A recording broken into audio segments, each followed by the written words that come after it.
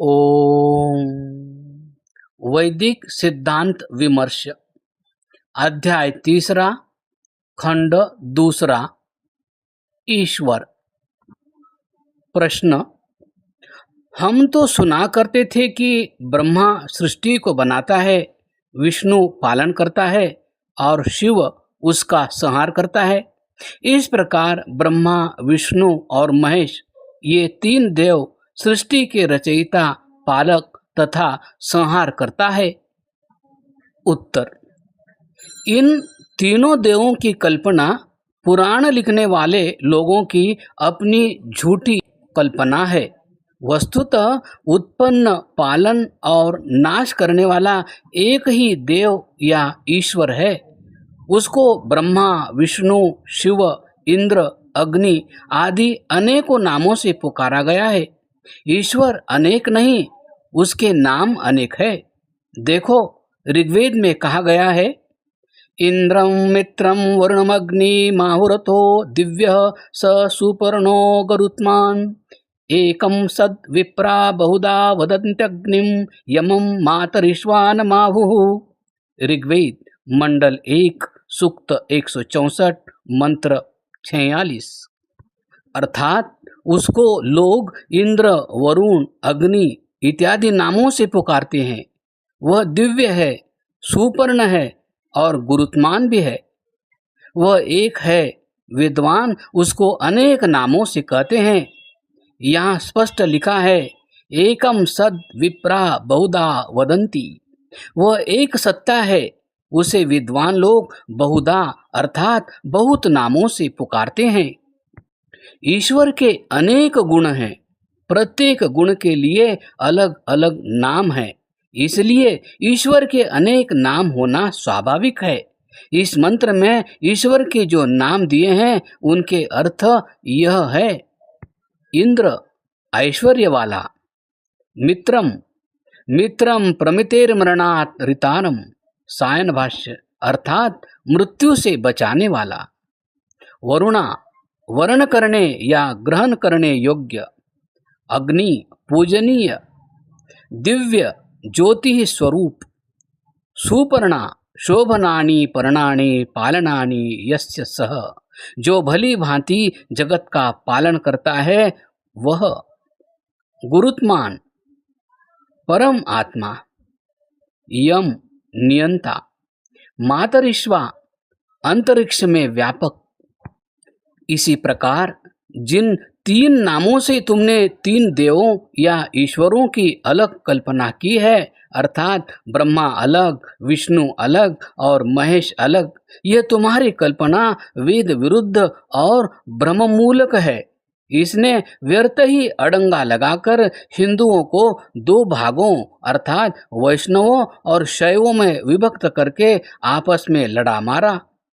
देखो, शिव का अर्थ तो संहार करने वाला है नहीं, शिव का अर्थ है कल्याण करने वाला।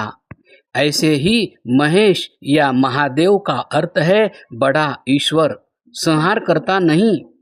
विष्णु का अर्थ है व्यापक, ब्रह्म या ब्रह्मा का अर्थ है बड़ा।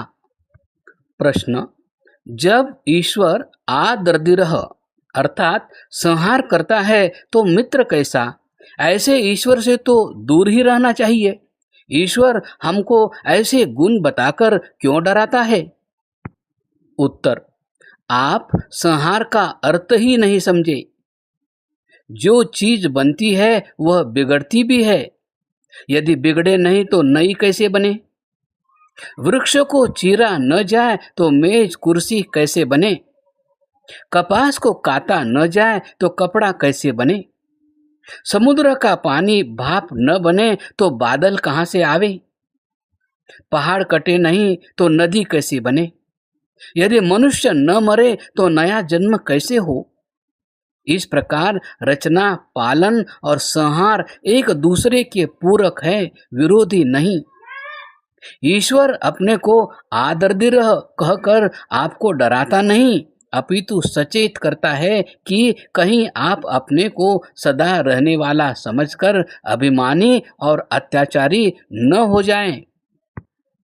प्रश्न, हम कैसे जाने कि ईश्वर है या नहीं, अथवा कैसा है कैसा नहीं? सृष्टि के देखने से तो ईश्वर का पता नहीं चलता।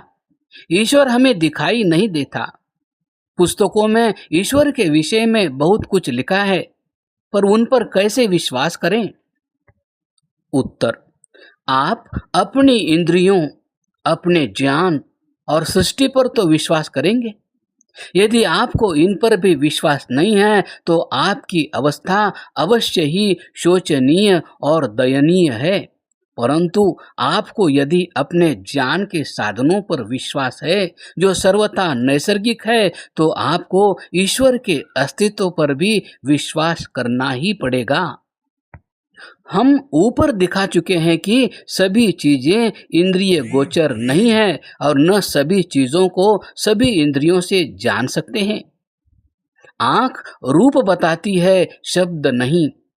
कान शब्द का परिचय कराता है, स्वाद का नहीं। त्वचा से आप यह जान सकते हैं कि अमुक वस्तु में सुगंध है या नहीं। पांच इंद्रियों से सुख दुख का भान नहीं होता, इसके लिए मन चाहिए। सुख दुख को आप देख नहीं सकते, फिर भी आप सुख दुख के होने से इनकार नहीं कर सकते। जो चीज प्रत्यक्ष होती है वह थोड़ी देर के पश्चात ही परोक्ष हो जाती है। फिर क्या उसके अस्तित्व से भी इनकार किया जा सकता है? इसलिए यह कहना तो सर्वथा असंगत और अयुक्त है कि जो वस्तु दिखाई न पड़े वह है ही नहीं। प्रश्न: तो क्या जो वस्तु दिखाई ना पड़े उसे मान ही ले? इस प्रकार तो हमको आकाश के फल और खरगोश के सींगों पर भी विश्वास करना पड़ेगा। उत्तर: हम यह नहीं कहते कि जो चीज दिखाई न पड़े उसे मान ही लो। हमारा तो केवल यह कहना है कि किसी सत्ता का आंख से दिखाई न देना उसके नास्तित्व का हेतु नहीं है। हम बहुत से वस्तुओं को बुद्धि से जान सकते हैं। हमारे पास सैकड़ों ऐसी वस्तुएं रहती हैं जिनके बनाने वालों को हमने कभी नहीं देखा और न देख सकेंगे, फिर भी हम मानते हैं कि इन वस्तुओं का बनाने वाला कोई है। प्रश्न: हम उन वस्तुओं के बनाने वाले का अनुमान करते हैं जिनके लिए निश्चय है कि वह स्वयं नहीं बन सकती। उत्तर: ठीक।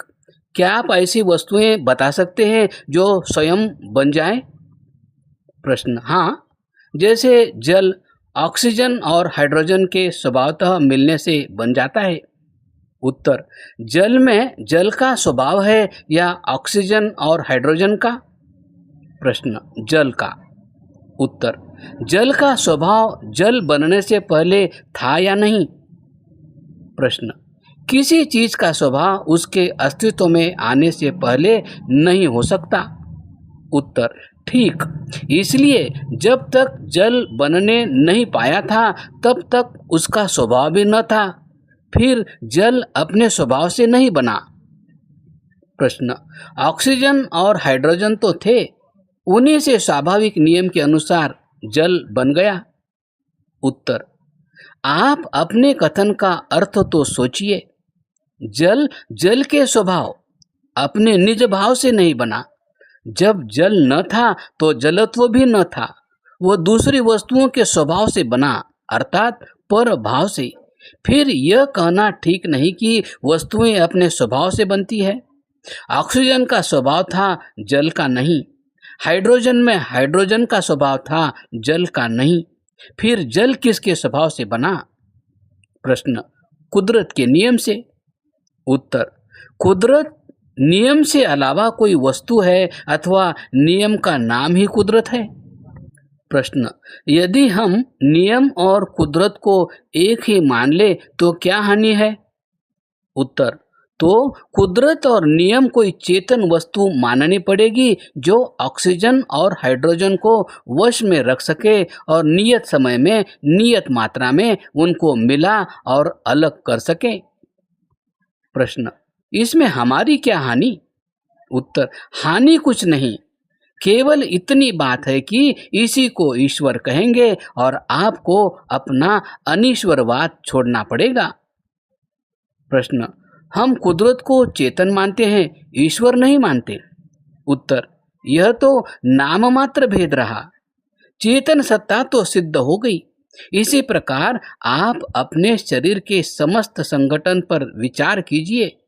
आपके शरीर का प्रत्येक अवयव ईश्वर के अस्तित्व की साक्षी है। प्रश्न, कैसे? उत्तर, अपने आंख को लीजिए। एक, आंख एक बनी हुई वस्तु है। एक समय था जब आपका शरीर ऐसी अवस्था में था जब यह एक अव्यक्त जल सदृश द्रव वस्तु था, इसमें आंखें नहीं बन पाई थी।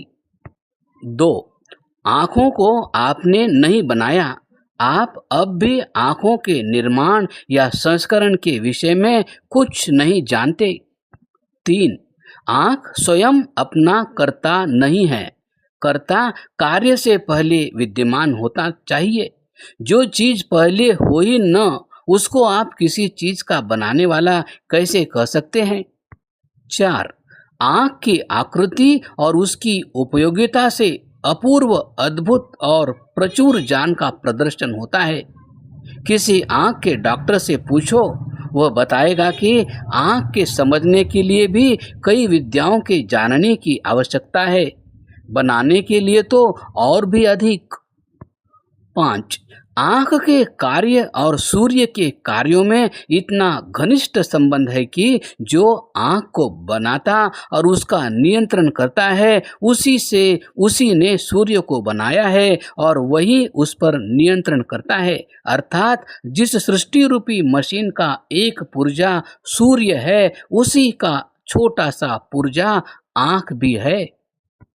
6, आंखें बहुत सी हैं और वह एक समान काम करती है, अतः उनका निर्माण आकस्मिक नहीं हो सकता।